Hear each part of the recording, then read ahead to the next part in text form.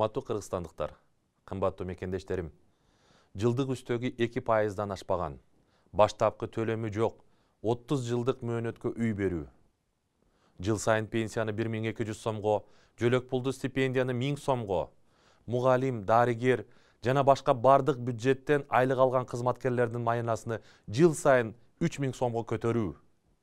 Атамекендик өндүрүүчүлөрдү колдоо, сырткы миграцияда жүргөн мекендештерди жумуш менен камсыз кылып өз мекенибизге кайтаруу.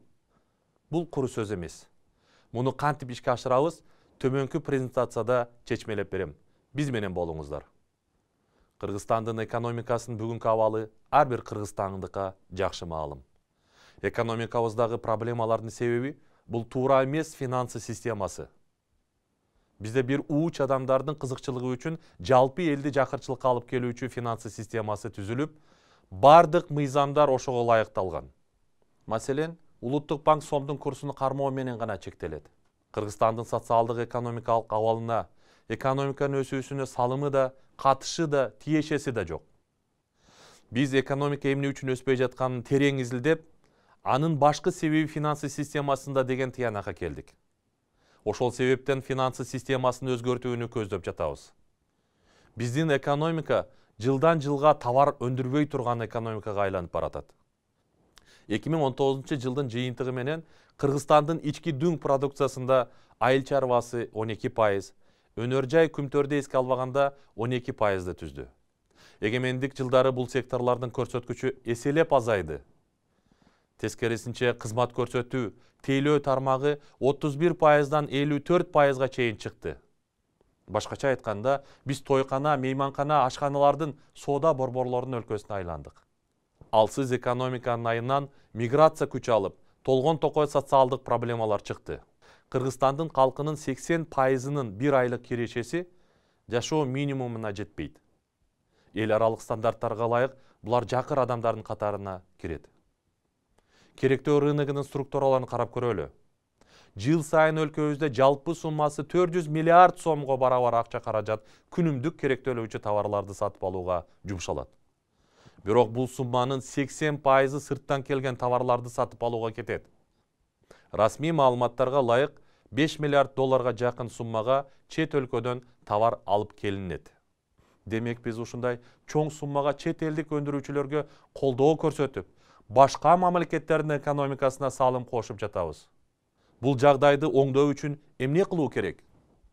Бардык саясатчылар биз келгенде экономиканы көтөрүп, анан айлык, пенсия, пособияны көбөйтөбүз деп убадалайт. Мен тескерисинче айлык, пенсияны көтөрүү менен өзүбүздүн экономиканы жандандырабыз деп айтат элем. Мисалы үчүн, жылына пенсияга 1200, пособия стипендияны 1000 сомго, бюджеттик кызматкерлерге айлыкты 3000 сомдон кошуп, ал акча импорттук товарларды сатып алууга эмес, жалаң өзүбүздүн товарларды сатып алууга сарптасак, атамекендик өндүрүш жанданат.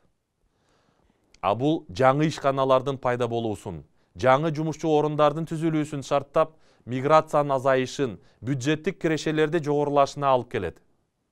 Айлыкты көбөйтүү үчүн акча каяктан алынат? Бул долбоорду баштоо үчүн бюджеттен каралган 6 миллиард сом акча керек болот.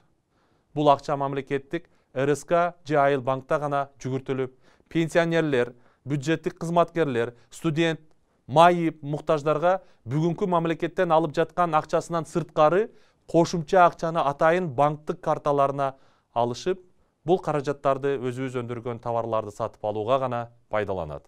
Банктан сыртка акча чыкпагандыктан, бир жыл ичинде бул акчаны 4-5 жолу айлантууга болот. Берилген акча ар бир айлануусунда 22,4% мамлекеттин бюджетине кайрадан эле салыктар түрүндө келип түшөт. Ал эми 5 жолу акча айланганда ал киреше менен кайтып келет. Ушул жол менен пенсия, пособияны, айлыктарды көтөрөбүз. Азыр бизде 810 сом жөлөк пул. 2000 сом өлчөмдө пенсия алган жарандарыбыз бар. Бул эмнеге жетет? Конституциянын 53-чү беренесинде Кыргызстанда пенсия, пособия жашоо минимумунан төмөн болбошуна мамлекет кепилдик берет. Биз ошол конституциялык укугуңуздарды ишке ашыруу үчүн жылына пенсияны 1200 сомго, пособие стипендияны 1000 сомго, бюджеттик мекемелердин кызматкерлеринин айлыктарыны 3000 сомго жыл сайын көтөрөбүз. Жалпы 1 миллион жараныбыздын кирешеси муну менен көбөйөт. Ошондо дарыгерлер, мугалимдер, маданият, укук коргоо жана башка бюджеттик кызматкерлер татыктуу айлык алып, бирөөнүн колун карабай, ак ниет эмгектенет. Ал акча каяктан алынат? Учурда Улуттук банк 2 миллиард 200 миллиондон ашуун долларлык алтын валюта запасыбызды чет өлкөлүк банктарда 0,1% ченде же башкача айтканда дээрлик бекер жайгаштырат.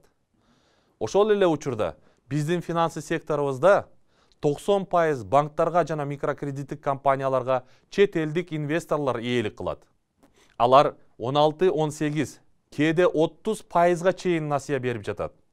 Өз акчабызды сыртка бекер коюп, сырттан келгендер калкыбыздын чөнтөгүнү кактап, акчаны сыртка алып чыгып кетүүдө. Ошол сыртта сакталган акча биздин өндүрүүчүлөргө узак мөөнөткө пайызсыз же өтө төмөн пайыздык ченде насыяга берилет. Ошондо элдин байлыгы Кыргызстандын экономикасынын өнүгүүсүнө жумшалат. Жаңы ишканаларды ачуу менен эл иш менен камсыз болуп, киреше көбөйүп, жакырчылык жоюлат. Мигранттар өз үйлөрүнө кайтат. Бүгүнкү күндө 560 000 үй бүлө турак жайы жок, үйгө муктаж. Банктар болсо ипотеканы 16%дан баштап, биринчи салымы 30%дан кем эмес сумманы төлөө менен берилип жатат. Биз үстөк эмес 2% комиссия менен 30 жылга беребиз. Бул бир чети кыргызстандыктарга турак жайлуу болууга жардам берсе, экинчи жагынан курулуш тармагынын өсүп өнүгүүсүнө жол ачылат. Бул долбоорду ишке ашыруу менен ар бир кыргызстандык Кыргызстандын гана өндүрүшүнү колдойт деген улуттук идеологияны ишке киргизебиз. Финансы системасы реформаланып, 1 миллион адамдын айлык, пенсия, пособиясы көтөрүлүп, элдин жашоо деңгээли жакшырат, миграция азаят. Кыргызстандын экономикасы жанданып, импорт азаят. Сом бекемделет. Ошентип экономиканы өстүрүү менен Кыргызстанды туруктуу өнүгүү жолуна салабыз. Мындай жол менен өнүгүүгө бизге эч ким тоскоолдук кыла албайт. Программаны уктум. Презентацияга даярданып жаткан экен Улукбек. Абдан жакшы. Программа негизинен кыргыз элинин өзгөчө мынау начар жашап жаткан элдин турмушун жогорулатуу, негизинен бардык элдин турмушун жогорулатуу программасы. Эгер бул программаны өкмөт ишке ашыра турган болсо, колго алып, 5 жылдын ичинде Кыргызстандын элинин турмушу жакшы болуп кетет. Жакшы болгонуна мен